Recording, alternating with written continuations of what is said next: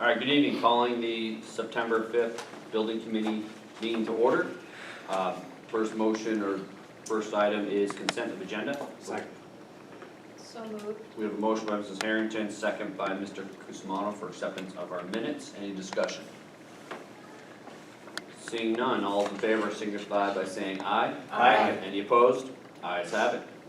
General business, we have the administration update. First item is naming of the new school that we're gonna have in Salmon Falls. Yes. Move over to you, Ann. Thank you, Mr. Chair. So I've attached there the policy and procedure for naming properties and facilities, so we're going to follow it. This is an opportunity also for the community to take part. We do have a new family and community engagement roundtable that we're going to launch in November, and so we'll be inviting our community over too as well to talk about the different names that we want to recognize people around the community that have really contributed to Rochester. So again, following the procedure and also ensuring that our families and community have voice on the naming of this facility. Do you have any questions for Annie on this topic? The only, Have we thought of how we're gonna find a mascot for the school? Essentially, leave that up to community involvement, submissions by children. Thank you for that question. We have not thought of that. However, now that you've mentioned children, we have been really trying to garner interest in children and having them prepare some artwork for us. So that would be great for them to bring up some ideas on their mascots. And now it's really children driven. Yeah. So thank you. the only item, Annie, I wanted to bring up on that was student input for the name. It could be a contest or whatever that you guys propose, but or even a community contest to submit different names. We do have, Mr. Chair, a brand new superintendent student advisory council in the high school. So we have representation of each of the grades. So we can start there. That's a great idea. Thank you. Any more questions? Second item, redistricting update. I will turn it over to our new Director of Operations, Mr. Reichert. Thank you, ma'am. Thank you, Mr. Chair, esteemed members of the committee. So as far as redistricting, the closure of School Street, removal of modular classrooms both at William Allen and Chamberlain School, and the opening of the new school in the vicinity of Salmon Falls, there's an obvious need for redistricting. This means changing boundaries of the areas from which schools draw their children, right? So this project will consist of data collection, data analysis, stakeholder engagement, and then with that, we're going to be able to come up with our initial design. Once we have that, we're going to be able to analyze impact on students, on school, our community, as well as our logistics, specifically transportation. The current plan is to engage with the city in September to obtain maps and to get input from Public Works, specifically any new development in town. We'll engage with principals of schools and transportation department in October. In the roundtable, family and community engagement is going to go in November, and then we hope to present the school board with our plan in December. I will pause for questions or any better recommendations on how to proceed forward with that. Yes, Mr. Guzman. I would get with the police department too, with traffic. They probably have good data lately, especially that the police have been sitting outside East Rochester, shutting down parent pickup, having to make room for the buses to come out. You have about to have 3 schools dump onto Portland Avenue, all releasing at the exact same time. And basically that is half of Rochester. I agree. So we need to really look heavily into either A, moving the school's dismissal time, or different routes. But there is no way that between what time people are getting home, 3 parent pickups, and 3 schools with buses on it, that Portland's gonna be able to handle it, especially when we only have 2 right now, and we already have police sitting outside Rochester, or East Rochester. If I may, Mr. Chair. Yes. Mr. Reichert and I did speak about having potentially a staggered dismissal for those schools to make sure that we don't have that bottleneck down in Park Street. Any other comments, Mr. Bellows? Thank you, sir. One thing I would just ask to be considered is we audit all of our schools that will exist after the opening of the new school. do an audit of adequate teaching spaces to make sure that as we're redistricting and moving staff around, that we're not continuing to allow staff to teach or deliver their work or kids learn in spaces that are actually inadequate for what we're trying to do. The classic example, which is maybe an exaggeration, is the person who's teaching in a closet. We can't redistrict and still have people teaching in closets in other schools. So just making sure that we take that into consideration. How many actual classroom spaces do we have? How many kids do we have at whatever grade levels? And sort of taking all that stuff into consideration. But it might mean that we don't have as many actual classrooms as we think we do because we've created classrooms that are currently inadequate. And we'll be able to address that with the expansion, but we can't leave those people behind in the schools that are still open. I agree. Secondly, along those lines, if I may, I know we got enrollment data from NESDEC, which is, I'm sure they've been doing this and they know what they're doing. But the second set of enrollment data we got was just NESDEC's data from a couple years ago. So I don't know if there's any other groups that can provide us with enrollment data. I suspect that NESDEC is in the ballpark, but this is a big deal when we redistrict, and we don't want to have to redistrict several times over the next decade. It's going to be really disruptive to our whole community, really.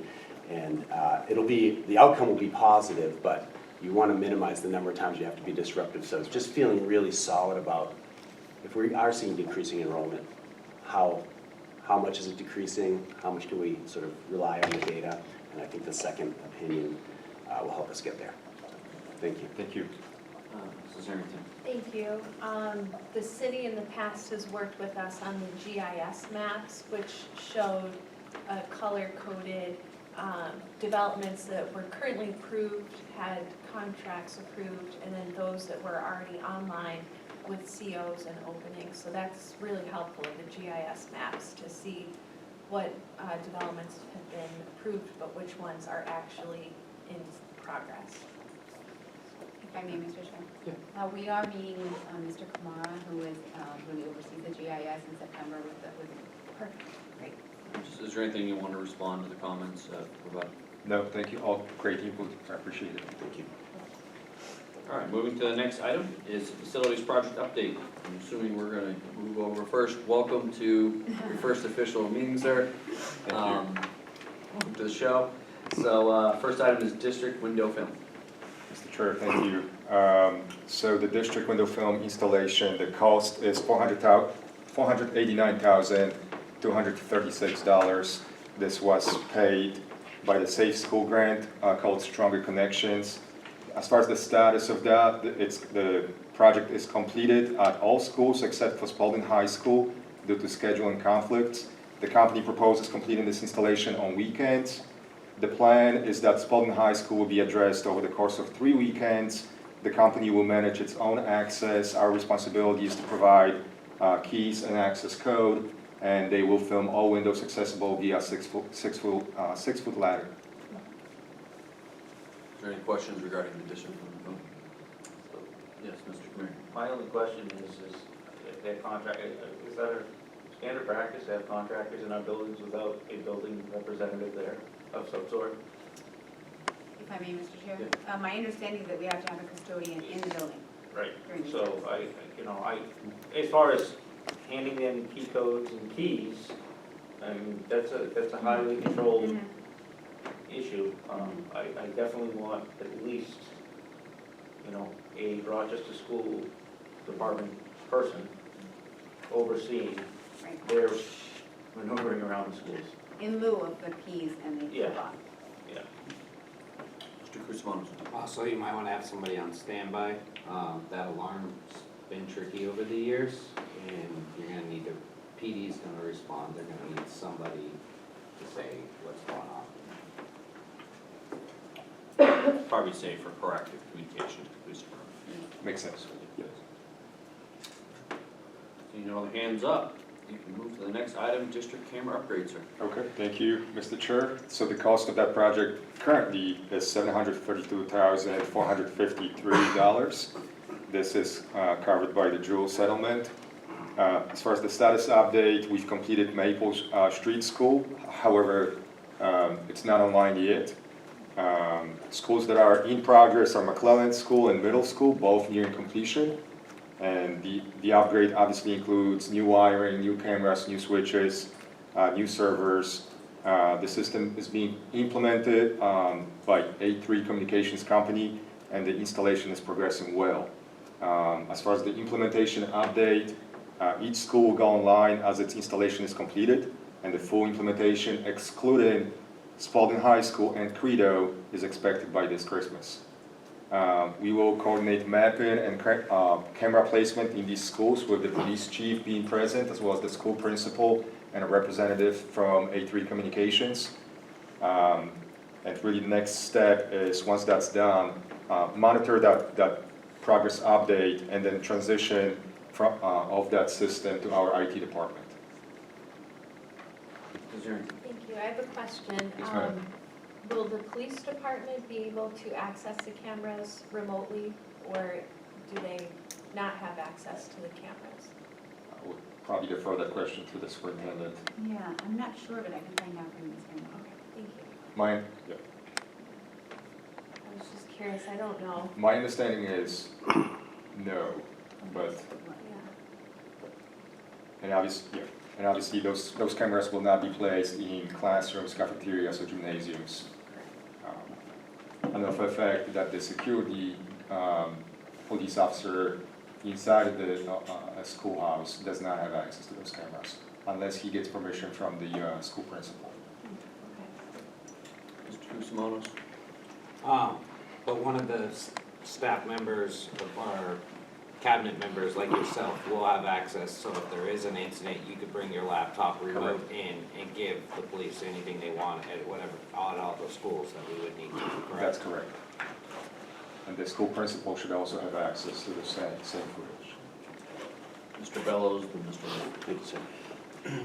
Do you know what the rationale is about not having cameras in the cafeteria or the gym? I understand classrooms, but I don't know the exact policy in that. I've been told there's one in place, and hence the reason why we stay away from educator spaces. in the cafeteria would be an educator space. As well as gymnasium, from what I'm told, correct? Yeah, that would make sense, but hopefully we're not teaching, we talk about adequate learning spaces. You know, if we're teaching in the cafeteria, then maybe we should take advantage of this new building that we have and change If I may, it. Mr. Chair. Yes. I'll find out, Mr. Bellows, and I know Massachusetts law, we are permitted to have cameras in the cafeteria, especially in the cafeteria and the gymnasium, so I will follow up. Thank you. Yeah. Mr. White, just to follow up on the access to law enforcement, police department with the cameras. As we had discussed before on our building tour, I'm not sure the legality to it, however, if there is a option for them, I would be in full support of dispatch having emergency access to the cameras. Because if we have a building principal with access or superintendent with access, and there's an incident in the school, now the police department is delayed in being able to see what's going on in the school while one of you is able to get to dispatch. So I'd like to do a little bit more digging there to see what the emergency access options would be for the police department. Anything else? Thank you, sir. Moving on to McClellan School Playground. Thank you, Mr. Chair. The cost of that project is $200,030.99, and this was paid by local dollars. The status is completed. And as far as the feedback, we received positive feedback from the principal as well as students. The project was pretty straightforward and was managed through a design-build contract with Travis Arms MRC. There's really nothing else to it. Any questions? All right, moving on to the next item, Spalding Cafeteria Emergency Repair. I believe it was the grease trap, if I remember right. That's correct, yes. That cost us $20,856 and was paid for by repair and maintenance money. The status is completed and we fixed the grease trap intersector in the cafeteria plumbing system. The trap had rusted and began to leak at the end of the year. The repair involved removing contaminated dirt and installing a new trap. Any feedback on that one? Thank you. We'll move on to the initial facilities assessment. Item 1 is Spalding High School. Okay, so thank you, Mr. Chair. Since I've listed these online, I'm going to simply summarize these four schools. So for Spalding High School, the facilities are generally well maintained, with some areas requiring immediate attention and upgrades. My key concerns include the need for outdoor facilities, specifically the track and fencing, and improving the state of the athletic grounds. So with today's approval of our new grounds person, we're gonna effective immediately dedicate groundskeeper to Spalding High School. They're gonna have him on the speed dial, and that's gonna aid in enhanced maintenance practices and facilitate for better upkeep of their outdoor facilities. Any questions regarding those updates as well? Keep on going, sir. Okay. Credo, overall, I think the building is modern. The electrical model was entirely rebuilt. That included wiring, new panels, circuit breakers, lighting outlet switches.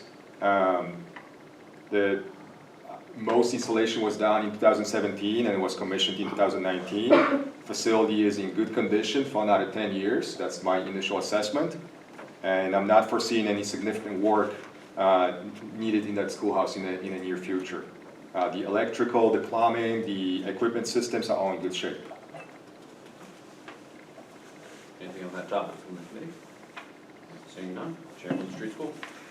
This is the largest school, elementary school in our district. It's designed to host close to 500 students. Additionally, this school owns close to 150 acres of land in the back. This school, in my assessment, needs an updated electrical system. The current system is approximately 45 years old. We should consider installing AC throughout the schoolhouse. However, that installation will cost us millions. So perhaps a better use of our money would be to air condition the biggest room, the multi-purpose room in that schoolhouse. So there's more to follow on that project. The roof is towards its end of its lifespan. Within the next 2 years, we're going to have to go after that initiative. And as a result of our new school development, obviously the modular classrooms will have to be removed by the end of the summer. So that's also one of the projects that we're going to be taking care of this year. Anything from the committee? Yes, Mr. Guzman. If you go to put an air conditioning in the largest area, are you planning on putting an RTU unit in? Big air conditioner on top, the RTUs. Are you looking to put in smaller units? I haven't given that enough thought. I bring follow that up up with that just question. because that might change your cost, because you're only gonna be able to, obviously this will have to be done in the summer, during the summertime, and you're only gonna be able to get permits for the type of crane for that big of a space, for that big of a unit on a Saturday. So your cost might actually increase. So you might have to budget in some weekend work, just because of crane operations and how the city and the area runs with that type of crane for that big of a unit. Also, I'd make a priority, we're nearly at the end of the lifespan of the rubber roof. Did it come with a warranty? Do we have a membrane underneath? Those are some things I would come up to, because usually the lifespan is usually the warranty. I would look into heavily that and see if there's anything that we can do to extend the life. If not, I would address that as a #1 issue. Without a roof, we don't have a building. And then you can also work with Eversource, if that's our electrical provider or gas company, and see where they can give you some money for incentives to offset like your electrical upgrade. That might actually reduce our bill, plus their incentives that actually could be a cost neutral or very small cost to the district, and upgrading everything all at once by either going LEDs or wiring, because it'll actually take a lot off the grid, and then we get incentives on top of that. Just different things to look at while you're doing this. Thank you. Those are all great points. Mr. Bellows? Thank you, sir. I appreciate that installing air conditioning throughout the school would be very expensive. I would be interested in seeing what that would cost, and as we think about long-term, if we're looking at consolidating We've got two relatively new, well, we have a brand new elementary school getting ready to open up and a fairly new elementary school, both of which are air conditioned or climate controlled, is my understanding. We're talking about equity across the district, learning experience, teaching experience. We even saw this with the scores, the teacher from the principal from East Rochester School kind of noting, well, our kids took this assessment in an air conditioned classroom. If we are thinking of Chamberlain being one of the schools that we maintain for the long term, we might want to consider investing in making this school as good as the new schools that we're building. And so I'd be interested in seeing what that cost would be and what it might take to make that happen, because I've had the fortune of working in climate conditioned schools, and it makes a huge difference. I agree, and that's a great point. That's a great school, and we definitely gonna maintain it. So, yeah, I'll get those numbers for you, sir. Thank you. Mrs. Herring? I just had a question about the Chamberlain. There was a comment about future plans to replace modulars with a permanent extension. I hadn't heard that prior. May I? Yes, please. Thank you. We had done a walkthrough with the boards, I think it was last month. We were talking about, you know, if we ever needed an expansion and numbers grew for whatever reason, or we had an increase in enrollment, that could be a potential where we could, there's a lot of land at Chamberlain that we can expand, but that's not anything in the near future that's planned, and even part of our capital project. Okay. So, and I should probably preface with the, right, so these are 4 schools, right? So it doesn't take 4 days to assess 4 schools. The initial assessment of Chamberlain as well as William Allen was done over a month ago. Some of these things that you read have some of them have been taken for action, right? Like there was a, I think there was a circulation air pump that was old and broken. We are going after this initiative right now. The proposal to extend the school in a horseshoe shape and the addition, there was a lot of talk during that walkthrough. And so the preponderance of what was being discussed, I put it down on paper. Now that I'm in the seat, day 7, I'm realizing that that's not probably something that I would advocate for. But that's where that verbiage came from. So I apologize for not clearing that up. It makes sense now. And I promise as I get started here, these assessments will be way more current and detailed. And another thing I want to add, with the exception of Spalding High School, I've not had a chance to sit down with the principal. So these are just my notes. The intent is to sit down with the principals and exchange our notes to make sure that we see eye to eye on the issues, right? And then once that's done, I'm going to share this assessment with my cross-functional departments, so IT, transportation, health services, to add their piece to it. With that comprehensive assessment, it's going to help us to then see all of the schools at once and then be able to prioritize what's really important, what's urgent, and put that stuff on a timeline so we can really go after those initiatives. But thank you for your question, Matt. Moving to William Allen. William Allen, thank you, Mr. Chair. So the building is in bad location, requires significant work. It wasn't built to accommodate cars or buses. It was designed back in the 60s when people walked to schools. There's no handicap access. There's prevented handicap access to the cafeteria. The below-grade wall sweats. The building, like I've mentioned, the pump, the circulation pump self-destructed last year. We had to get it fixed recently. There was an issue with the city installed storm weather prevention system that drained into the pond in the middle of the playground. I've noticed yesterday that it seems like the city have installed a fence around that pond. The electrical system is in need of an update as well. So I apologize to end on a bad note, but there's a lot of bad news about William Allen.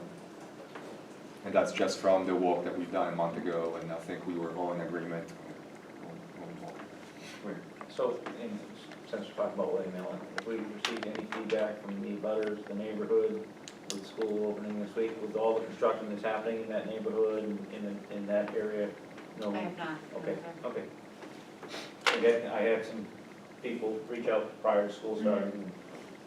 It's always a contentious issue in that neighborhood with traffic flow and traffic backing up and parking and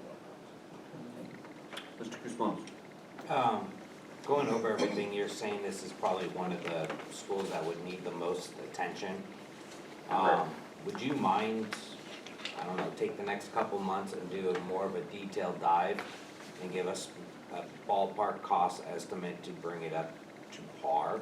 And then obviously from par to the next level to, if we got all the money in the world, to see if we could bring that school up and what it would cost us, so we could plan on a capital project later on if need be, or if we need to continue putting money into this school. Yes, sir. Thank you. Like I said, just take the good quarter, take a couple months or whatever you need. Any good? Yes, thank you, Mr. Chair. I will say that, in speaking with Mr. Letourneau, he did say that this particular school has had significant costs throughout the year, and it's one of the schools that has had most cost from all the different schools. Mr. Guzman? Could you have a breakdown of the cost for the year compared to an equivalent school too? And like I said, take what time you need to get back, so we're pretty close on accurate numbers. Mrs. Harrington? I'm just looking, I don't see anything about that wall. Did you make any mention of the crack in the foundation, the wall that meets that first floor classroom? There's a crack in the floor of the classroom, and then you can see it exterior from the behind the building, looking from the back of the building. Is that William Allen? Yeah, there's a crack in the wall, significant crack. Yep, I'll do a comprehensive assessment of that, and I'll take a look at that. Yeah, thank you. And before, two other comments, it is good to see that those that visited the schools this round got the same assessment that we had the previous year, though the building has been able to be maintained. We seem to be on the right direction.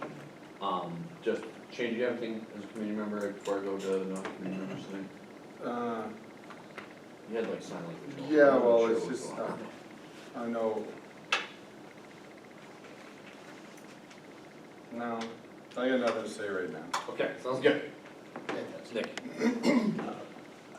It might be worth talking with Jim about that point about the crack, because that, I did actually ask that question, and the answer that I got, I don't want to put words in Mr. Letourneau's mouth, but that issue had been addressed and was no longer like pressing. But don't take my word for it, but I know we did talk about it briefly when we did the walkthrough. Yeah, I So, assume that I would get a call or two.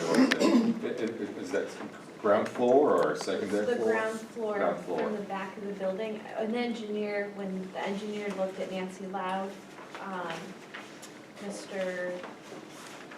Toddy sent the engineer over to William Allen to look at that wall as well, the crack. And it was determined then that it wasn't a safety issue at this time, but it's a crack, and there's a crack in the classroom floor right above it. Thank you. I guess that's exactly what I was gonna say. All right, is there anything else from the committee members?